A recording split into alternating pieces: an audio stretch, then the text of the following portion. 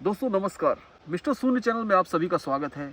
हम अपनी सीरीज़ का 25वां एपिसोड लेकर आपके सामने फिर से आए हुए हैं और आपके द्वारा भेजे गए सवालों के जवाब हम मिस्टर शून्य से जानेंगे। तो मिस्टर शून्य, आज का पहला सवाल ये है, क्या भोले के भक्तों का नशा करना सही है? किसी भी मनुष्य का नशा करना ना ही सही होता है ना ही गलत होता है। यह मनुष्य के व्यक्तिगत जीवन शैली पर निर्धारित करता है। कोई भी चीज़, मैंने आपको कई वीडियो में ये बात बताई है कि मनुष्य के जीवन में कोई भी भौतिक तत्व तभी उपयोगी होता है जब वह उसके जीवन को ऊपर उठाने में सहायक हो रहा हो, और जिन भी विषय वस्तुओं से मनुष्य का जीवन अंधकार से ग्रसित हो रहा हो वह चीज़ें उसके लिए अहितकारी होती हैं। लेकिन यदि बात हम भोले के भक्तों की करें तो आपने देखा होगा कि कई लोग ये देखते हैं कि भोले के भक्तों में अक्सर कुछ लोग ऐसे भी दिखेंगे आपको जो कि गांजा या भांग या इस तरीके की कोई मादक पदार्थों का सेवन करते पाए जाते हैं। तो यहाँ कुछ लोग उन्हें नैतिकता के तहत समझाने का भी प्रयत्न करते हैं। कुछ लोग उन्हें यह भी बताने की प्रयास करते हैं कि शारीरिक दृष्टिकोण से आपके लिए यह करना सही नहीं है। जबकि लोग यह नहीं समझ पाते कि यहाँ जो दुनिया में जो भी तत्व अवेलेबल हैं, जो भी चीज़ है, कण कण जो भी दिखाई दे रहा है, वह शिव के दायरे के बाहर नहीं आता। यहाँ आप किसी भी व्यक्ति से भले नफरत कर सकते हैं, किसी व्यक्ति को आप भले बुरा कह सकते हैं, लेकिन शिव की नज़रों में वह व्यक्ति बुरा नहीं कहलाता, क्योंकि शिव को विनाश का प्रतीक कहा गया है। और जो भी संसार में विनाश के प्रतीक बनेंगे वह शिव के अंश ही कहलाएंगे। जिन भी विषय वस्तुओं से दुनिया का विनाश जुड़ा हुआ है या जिन विषय वस्तुओं से दुनिया की उत्पत्ति का कारण छुपा हुआ है, वहाँ आपको शिव की अवेलेबिलिटी जरूर मिलेगी, वहाँ आपको शिव की उपलब्धता अवश्य मिलेगी। इसीलिए आप शिव के भक्तों को नशे से जोड़ करके ना देखें। नशा उनके जीवन में इस प्रकार होता है जो उनकी साधना के करीब उनको लाता है। अभी आप किसी सामान्य व्यक्ति को आप नशा करते देखेंगे तो क्या आप देखेंगे कि वह नशा करने के बाद अपने जीवन के किसी भी क्षण वह दुखों से ग्रसित ना होता हो? ऐसा तो नहीं हो सकता। आपने देखा होगा कि जो सामान्य व्यक्ति होते हैं, जो नशे के शिकार होते हैं, वह अक्सर जब भी नशा उतरता है तो फिर से उनकी वही यथास्थिति में वो पहुंच जाते हैं। लेकिन एक जो भोले के जो सच्चे भक्त होते हैं, जो वाकई में उस साधना को अनुभव कर रहे होते हैं, तो उनके जीवन में नशा करने या ना करने से कोई खास फर्क नहीं पड़ता। यदि वह नशा ना भी करें तो भी उनकी साधना वैसी पवित्रता रहेगी, और यदि वह नशा करते हैं तो भी उनकी साधना में वही पवित्रता रहेगी। यहाँ बात आपके सांसारिक बंधनों से मुक्ति की है। आप शिव को तभी समझ सकते हैं जब आपने अपने विचारों में शून्यता प्राप्त कर ली हो। शिव को समझने का अर्थ ही है सारी नैतिकताओं से, सारी अच्छाई बुराई से, सारी पॉजिटिव नेगेटिव वाली बातों से आपको मुक्त होना है। यदि आज आप अच्छाई और बुराई के बीच में फंसे हैं तो आप शिव की भक्ति को समझ ही नहीं पाएंगे। शिव का अर्थ ही है कि आपके जीवन में जो भी नकारात्मकता है, जिन भी परिस्थितियों से आपको सबसे ज़्यादा दर्द होता है, तकलीफ होती है, वही परिस्थितियाँ आपके सामने ला करके रख दी जाए। आपने शिव को देखा होगा कि शमशान में उनको पूजा जाता है। शिव की भक्ति शमशान में रहने वाले चांडाल भी करते हैं, और शमशान में रहने वाले जो अघोरी होते हैं वह भी शिव की भक्ति करते हैं। यहाँ तक कि आप देखेंगे कि बहुत सारे जगह पर कुछ अपराधी भी शिव की भक्ति करते नजर आते हैं। अब शिव कोई ऐसा तत्व तो नहीं है कि उसे आप नैतिकता के पैमाने पर तौल रहे हैं। शिव पूरी सृष्टि का रचनाकार है। यदि उन्होंने एक अच्छे इंसान को बनाया है तो उन्होंने बुरे इंसान को भी बनाया है। इसका मतलब ये नहीं होता कि बुरा इंसान आपको बुरा लग रहा है तो वह शिव भी उससे नफरत ही करते होंगे। आपका वह चीज विनाश कर रही है, लेकिन हो सकता है शिव ने ही उसे भेजा है आपके विनाश के लिए, तो आप उससे नफरत कर रहे हो। लेकिन शिव तो सभी के विनाश करेंगे ना। तो इसीलिए आप शिव के भक्तों को उनकी नकारात्मकता के अनुसार जज करने का प्रयास ना करें। शिव की भक्ति उनकी शून्यता में ही है। यदि वह व्यक्ति शून्यता को प्राप्त हो चुका है तो वह शिव का परम भक्त है। यहाँ ये नहीं कहना उचित होगा कि वह नशा नहीं करता तो शिव का वह परम भक्त हो गया। शिव की भक्ति से नशा करना और ना करने का कोई लेना देना नहीं है। आप यदि कोई करता भी है तो भी उसमें कोई इशू नहीं होना चाहिए, और यदि कोई नहीं करता तो भी इसमें कोई गर्व की बात नहीं है। शिव की भक्ति का वास्तविक अर्थ वही होगा यदि उस व्यक्ति ने सांसारिक बंधनों से हट करके अपनी शून्यता धारण कर ली है अपने जीवन में, तो वह शिव का भक्त है। इसके अतिरिक्त वह कुछ भी करता रहे तो उससे हम शिव के भक्त का परीक्षण नहीं कर सकते। कुछ लोग ये सोचते हैं कि शिव की भक्ति करने का अर्थ ही होता है कि हम नशे में डूब जाए।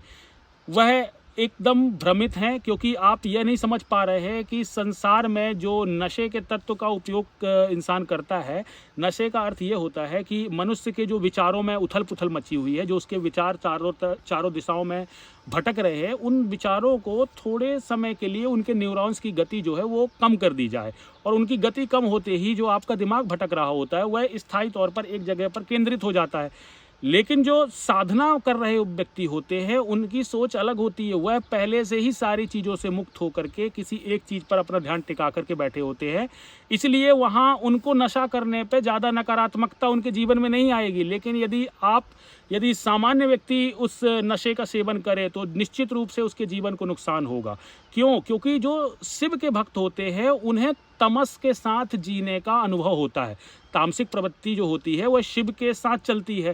भाई शिव तो तीनों गुणों के मालिक है ना, तो शिव के साथ तो कोई गुण बच नहीं सकते। कोई पारिवारिक व्यक्ति है तो पारिवारिक व्यक्ति के रूप में ये नशे जैसे तत्व तो निश्चित रूप से नुकसानदायक हो सकते हैं। उसके जीवन को अच्छा खासा नुकसान भी पहुंचा सकते हैं, उसकी पूरी लाइफ को इम्पैक्ट कर सकते हैं। लेकिन जो साधना वाले व्यक्ति होते हैं या जो भोलेनाथ की साधना में जो अपना जीवन समर्पित कर रहे होते हैं, उनको संसार की कोई भी माया प्रभावित नहीं कर सकती है, ना ही वह उन पर हावी हो सकती। तो ये समझ लीजिए कि वह अपने किसी भी तत्व को साधते हुए उपयोग करते हैं। यदि आप किसी भी चीज़ को साधते हुए उपयोग कर रहे हो तो आपके जीवन पर उसका कोई कब्जा नहीं होगा, मतलब वह आदत आपको गुलाम नहीं बना पाएगी।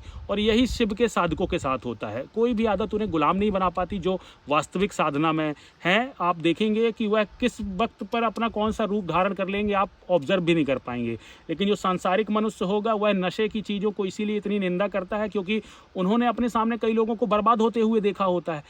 कई लोगों का जीवन नशे में जुड़ करके पूरी तरह से उनकी सारी संपत्ति से लेकर के पूरी फैमिली और सब कुछ बर्बाद हो जाता है, इसीलिए लोग इससे भयभीत होते हैं। जबकि जो शिव का भक्त होता है वह पहले अपने आप को बर्बाद करके ही वहाँ तक पहुँचता है। शिव का मतलब क्या है? शून्यता। आपका सांसारिक जीवन शिव ने बर्बाद कर दिया, पूरा शून्य कर दिया, तभी शिव की उत्पत्ति होगी ना।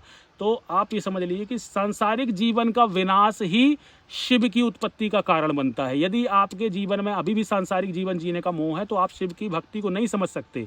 इसीलिए किसी भी तरह के जो दुर्व्यसन है वह शिव के भक्तों के साथ अगर चलते भी हैं तो उससे वह इम्पैक्ट उन्हें नहीं पहुंचता जो कि एक साधारण मनुष्य को पहुंचता है। इसीलिए मैं एक सामान्य मनुष्यों को नशे से दूर रहने की सलाह अवश्य दूंगा, लेकिन शिव के जो भक्त हैं उन्हें सलाह देने लायक हम और आप कौन होते हैं? क्योंकि उस चेतना तक पहुंचने के लिए हमें अभी बहुत ऊपर जाना होगा, तभी हम उस चेतन तत्व का अनुभव कर सकेंगे। मिस्टर शून्य, अगला सवाल हमारा ये है, कितने बच्चे पैदा करना सही है? किसी भी मनुष्य के जीवन में बच्चों का जो चुनाव होता है वह पूरे बोध के साथ होना चाहिए। जब तक कि आप बच्चे के पालन पोषण करने के उपयुक्त धन नहीं अर्जित कर सकते हैं तब तक आपको यह विचार करके ही अपने बच्चों का जो जन्म है उसको प्लान करना चाहिए। कुछ लोग होते हैं जो बच्चों के लिए सोचते हैं कि हमारा काम है सिर्फ बच्चों को पैदा करना, बाकी उसका पालन पोषण ऊपर वाले की मर्जी होगी। ये जो सोच है इससे ज़्यादा गैर जिम्मेदाराना सोच हो ही नहीं सकती। क्योंकि आप ये समझ लीजिए कि एक बच्चा जो होता है वह ब्रह्मा की एक संरचना होता है, एकदम ऐसा संरचना जिसको जब तक कि विष्णु के द्वारा पालन पोषण नहीं किया जाएगा, विष्णु अर्थात उसके माता पिता जो उसके लिए देखते हैं, उसका पालन पोषण करते हैं, जब तक वह उसकी पूरी तरह से देख रेख नहीं करेंगे तब तक वह बच्चा एक अच्छी ज़िंदगी तक नहीं पहुंच सकेगा। इसीलिए यदि आप केवल बच्चे को पैदा कर देते हैं, केवल उसको जन्म दे देते हैं और उसका जीवन दुखों में बीतता है, तो यहाँ उसकी इस स्थिति का जिम्मेदार माँ बाप को ही माना जाएगा। इसीलिए आपका यह फ़र्ज बनता है कि यदि आप जितने भी बच्चे का अपने जीवन में प्लान कर रहे हैं उनकी परवरिश का भी आपको पूरा ध्यान होना चाहिए। और जब तक आप उन बच्चों की परवरिश करने में पूर्णतः सक्षम नहीं है तो आप संयोग के आधार पर बच्चे पैदा करके आप अपने जीवन को ही दुखी करने आए हैं।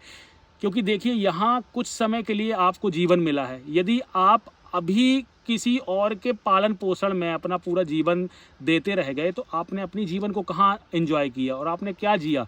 आप इसीलिए थोड़ी आए थे कि आप पालन पोषण में ही अपना पूरा जीवन चलाते रहें। यहाँ तो इतनी आबादी है, हर व्यक्ति अपने अपने अनुसार बच्चे पाल रहा है, सभी लोग अपने अपने अनुसार बच्चों का पालन पोषण कर रहे हैं।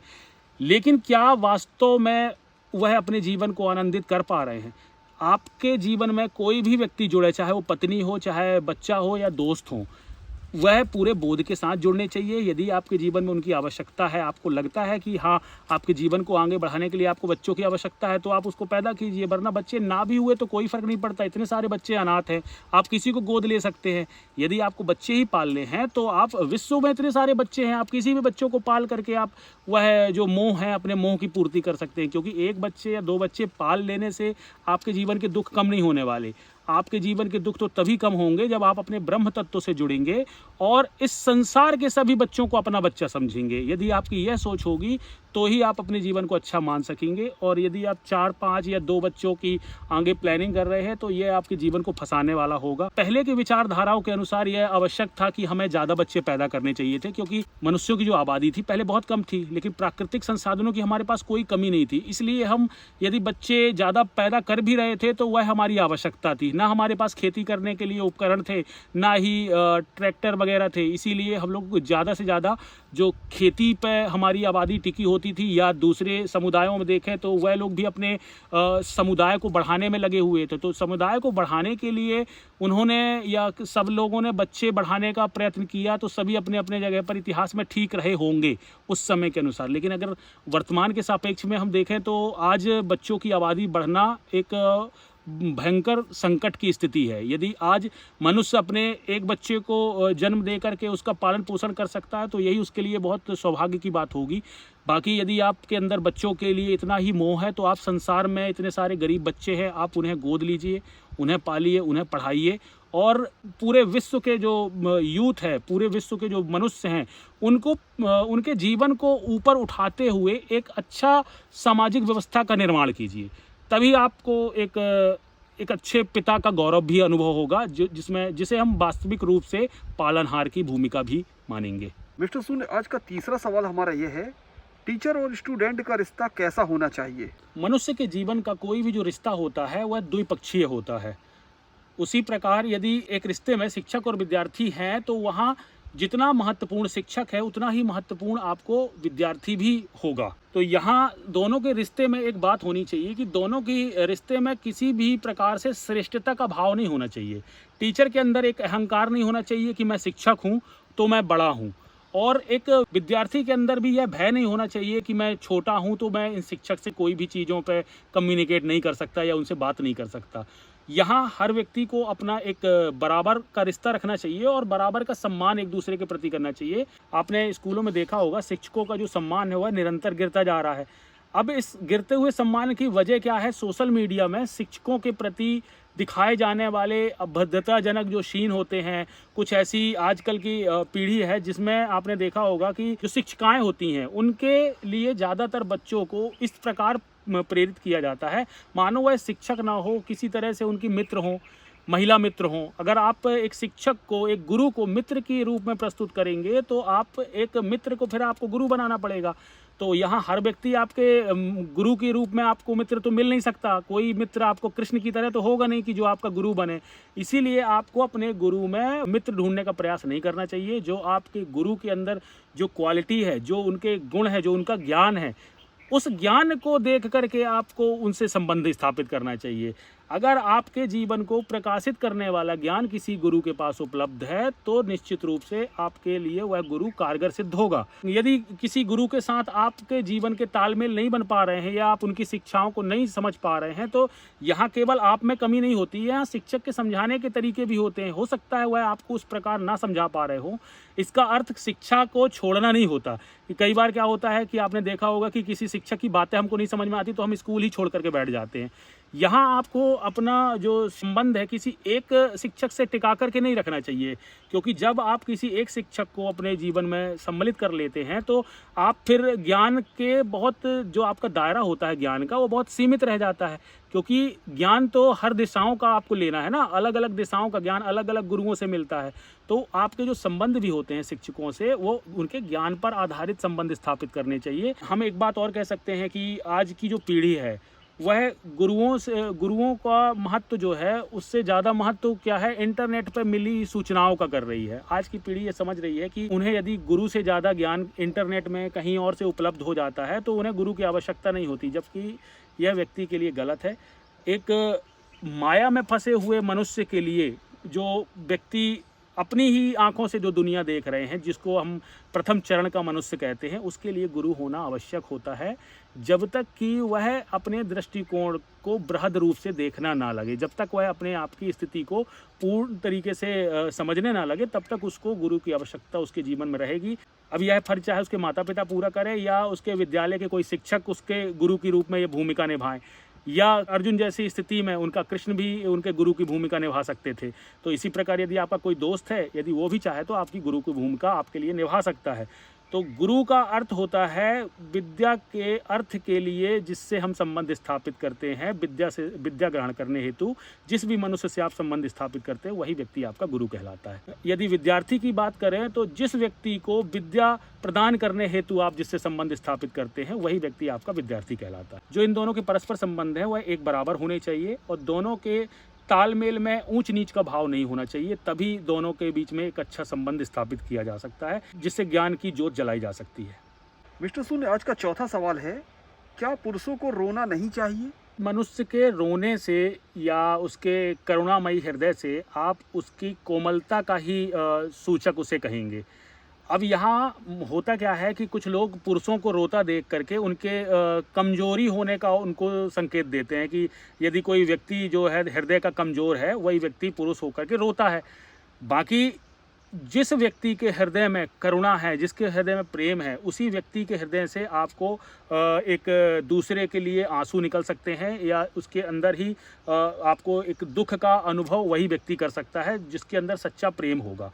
अब यहाँ होता क्या है कि हर व्यक्ति यही सोचता है कि मैं स्ट्रॉन्ग बनने के लिए अपने दर्द को छुपा लूँ। यदि आप अपने दर्द को छुपा भी रहे हैं और रोने से बचा लेते हैं अपने आप को, तो इसमें कोई वीरता वाली बात नहीं है।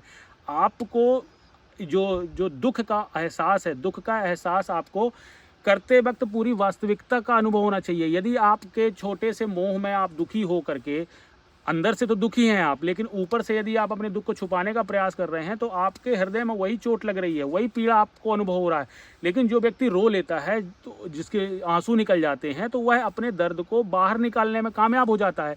इसीलिए आप यहाँ देखने के तौर पर तो ये कह सकते हैं कि व्यक्ति सामने वाले को आंसू आ गए हैं तो वह कमज़ोर हो गया, लेकिन जो व्यक्ति आंसू नहीं निकाल रहा है, आवश्यक नहीं है कि वह व्यक्ति इस संसार में पूरी मजबूती के साथ टिका हुआ है। यदि हम राम की बात करें तो रावण ने सीता को अपहरण किया था, तब भी राम के आंसू आए थे, तब वह रोए थे। तो इसका मतलब थोड़ी है कि वह कमज़ोर थे। शिव के रूप में भी आपने कहानी सुनी होगी कि शिव के भी आंसू, जिन्हें रुद्राक्ष कहा जाता है, शिव के भी आंसू निकले थे। तो क्या शिव कोई कमज़ोर हो गए क्या? तो यहाँ किसी के रोने से आप उसकी दुर्बलता का आपको पता नहीं चलता। रोना एक व्यक्ति का भाव होता है, मनुष्य के हृदय में प्रेम का भाव होता है, जिससे कभी आंसू भी निकल आते हैं, कभी खुशी में भी आंसू निकल आते हैं। तो इसे हम किसी की कमजोरी ना समझें। और पुरुष को खासकर यदि इस बात से कोई पुरुष ऐसे होते हैं कि जिन्हें छोटी छोटी बातों में आंसू आ जाते हैं, छोटे छोटे भावनात्मक दृश्य देख करके उनके आंसू निकल आते हैं, तो यहाँ उस व्यक्ति का जो अनुभव है, उसका जो हृदय है, वो बहुत ही ज़्यादा कोमलता की तरफ खिंचा हुआ है। इसका अर्थ यह है कि उस व्यक्ति के अंदर स्त्री तत्व और जो पुरुष तत्व है, दोनों का बैलेंस बहुत अच्छा है उसके अंदर। इसी कारण से वह भावुक भी है अपने आप में और अपने जीवन को पकड़ के चलना भी जान रहा है। तो इसी कारण से कभी कभी उसके अंदर हृदय में मतलब इतना दर्द का वह अनुभव करता है, या किसी भी बात से वह रोने लगता है। आप यहाँ इसे इस प्रकार ना देखें कि किसी के रोने से वह कमज़ोर होता है। जो रोने वाले व्यक्ति हैं, जो उनका भाव होता है किसी भी घटना में, तो वह पूरी तरह से ईमानदारी से वह बाहर आ जाता है। इससे क्या होता है कि वह किसी भी परिस्थिति में अपने आप को टूटने से बचा लेते हैं। और जो व्यक्ति अपने आप को रोने में बांधते हैं, वह देखना आप कि वो अक्सर क्या होगा कि किसी ऐसी स्थिति में जाकर के उनको चोट लगेगी, कोई दोबारा अपने आप में जीवन में खड़े भी नहीं हो पाते। इसीलिए थोड़ा रोना उचित है, बजा कि पूरे जीवन भर के दर्द को आप एक बर्दाश्त करते रहें। तो किसी के रोने और किसी के भावुक नेचर से आप उसको कमज़ोर ना समझें। मिस्टर शून्य, आज का हमारा आखिरी सवाल यह है, क्या चींटियों को शक्कर खिलाने से पुण्य होता है? किसी भी जीव जंतु को भोजन देना तो एक पुण्य का कार्य होता ही है। पुण्य का अर्थ ये नहीं होता कि मतलब कोई भगवान आपका कोई रिकॉर्ड रख रहे हैं तो वो पुण्य के डायरी में कोई नोट हो रहा है। इसका अर्थ यह है कि यदि आप किसी जीव जंतु के एक चक्र को पूरा करने में आप सहयोग दे रहे हैं, तो ये प्रकृति के साथ आप एक अच्छी भूमिका निभा रहे हैं, जिसे हम सकारात्मक योगदान कह सकते हैं। अब चींटी को यदि आप कुछ चीज़ आप खाने को दे रहे हैं, तो यहाँ आपको पुण्य तो नहीं मिलेगा, बल्कि पाप जरूर कह सकते हैं कि आप उसको पाप ही समझ लीजिए, क्योंकि पाप पुण्य का संबंध क्या है इसलिए आपके जीवन में डाले गए हैं, क्योंकि जो आपके जीवन को चलाने के लिए आपको अनुकूलित वातावरण प्रदान करे, उन्हीं चीज़ों को आपके पुण्य से जोड़ करके देखा गया है। और जो चीज़ आपके जीवन को अंधकार में डाल दें, जो आपके दुखों में आपको लाके खड़ा कर दें, जो इस प्रकृति की पूरी व्यवस्था खराब कर दें, ऐसी बातों को पाप से जोड़ करके रखा गया है। यह प्रकृति चलाने के लिए एक मतलब जो हमारे पूर्वज थे उनका एक बौद्धिक तरीका था, जिसके कारण उन्होंने पाप पुण्य का इस तरीके का सब वर्गीकरण करके इनका विभाजन कर दिया। लेकिन यदि आप चींटी की बात करें तो चींटियों को शक्कर खिलाने से आपको पुण्य नहीं मिलने वाला, क्योंकि पृथ्वी में यदि बात करें तो मनुष्य के वजन से कई गुना चींटियों का वजन होगा। तो आप चींटियों को भोजन आप करवा रहे हैं, तो चींटी कोई भूखी प्रजाति नहीं है। आप ये मत सोचिए कि चींटी कोई भूख से तड़प रही है तो आप उसको भोजन खिलाने जा रहे हैं।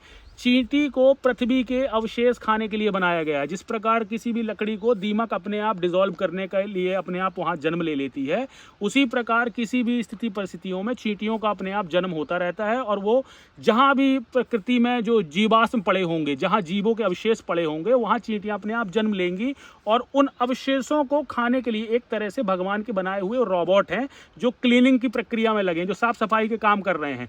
आप सोच रहे हैं कि चींटी भूख से भाग रही, बल्कि आप गाय को रोटी खिलाएं तो वह उसे उचित होगा। क्यों? क्योंकि गाय को आपने जंगल में रहने ही नहीं दिया, आप उसे अपने पर्सनल उपयोग के लिए अपने घर ले आए हैं, और जब उनका दूध पूरा निकल गया, जब वह बूढ़ी हो गई, तो आपने उनको सड़क पर छोड़ दिया। तो ऐसे जीवों को आपको जरूर भोजन देना चाहिए, तो आपको पुण्य मिलेगा, क्योंकि उनके लिए कोई खाने की व्यवस्था है नहीं। तो ऐसे बहुत से जीव हैं, जैसे गाय हो गए, कुत्ते हो गए, या जो भी आपको रास्ते में जो भी पालतू जीव जंतु आपको दिखते हैं, उस सारे जीव जंतुओं को आप कोई भी आप खाना दे सकते हैं। वहाँ आपको पुण्य का एहसास जरूर होगा, लेकिन यहाँ उस दृष्टिकोण से आप ना देखें कि पुण्य करने के लिए यह तो एक व्यक्ति की अपनी एक भावना होती है, जीव जंतुओं को प्रेम करने का एक तरीका होता है। हम एक दूसरे को एनर्जी, एक तरह से एनर्जी ही दे रहे हैं, कोई कहीं से हम एनर्जी लेते हैं तो हम भी उन जीव जंतुओं को देते हैं। इस तरीके से पूरे पृथ्वी का चक्र चलता रहता है। लेकिन चींटी या दीमक, इन छोटे छोटे जीव जंतुओं के लिए भगवान ने पूरी व्यवस्था की हुई है, जिन्हें जीवाश्म को खाने के लिए बनाया गया है। तो इनको शक्कर डालने से या पक्षियों को दाना डालने से कुछ नहीं होने वाला, क्योंकि पक्षियों को भी यदि आप दाना डाल रहे हैं तो आप बहुत सारे जो बैक्टीरिया होते हैं, जो खेती किसानी में जो बैक्टीरिया होते थे, उन बैक्टीरिया को खाने के लिए बर्ड्स बने थे। अब आप वो बैक्टीरिया बचे नहीं है जंगल में, क्योंकि फर्टिलाइजर से खेती हो रही है, अधिकतर कीटनाशक तत्वों का उपयोग हो रहा है। इसी कारण से अब जो उड़ने वाले पक्षी हैं उनको कीड़ों की कमी हो रही है। तो यह चक्र एक दूसरे से जुड़ कर के चलता है। तो आपको बोध होना चाहिए कि आप प्रकृति के किस जीव को पोषण प्रदान कर रहे हैं। कहीं आपके पोषण प्रदान करने से प्रकृति की किसी कार्यवाही में कोई बाधा तो नहीं आ रही। ये जरूर आप विशेष ध्यान रखें कि कहीं आप उसको, अगर चींटियों को आप शक्कर खिला रहे हैं तो कहीं ऐसा तो नहीं है कि बहुत सारे जीव जंतुओं के अवशेष ऐसे ही पड़े रह जाएं। इसीलिए हम किसी भी विषय को पाप और पुण्य से जोड़कर नहीं देख सकते। यह आपके विवेक पर निर्भर करता है कि आप किस प्रकार के पशु पक्षी को आप अपनी तरफ से पोषण प्रदान करना चाहते हैं। तो दोस्तों, मैं आशा करता हूँ आप सभी मिस्टर शून्य के दिए गए जवाबों से संतुष्ट होंगे, और आपके जो भी सवाल हैं कमेंट के माध्यम से हमसे पूछ सकते हैं। तो हम आप सभी से विदा लेते हैं। नमस्कार।